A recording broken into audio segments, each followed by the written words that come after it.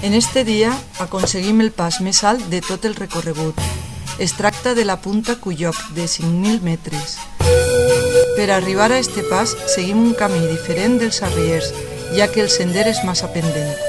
La vista des d'ací és impressionant, perquè comprèn les cimes de la serralada Raura, Siula Gran i Yerupajá, entre altres.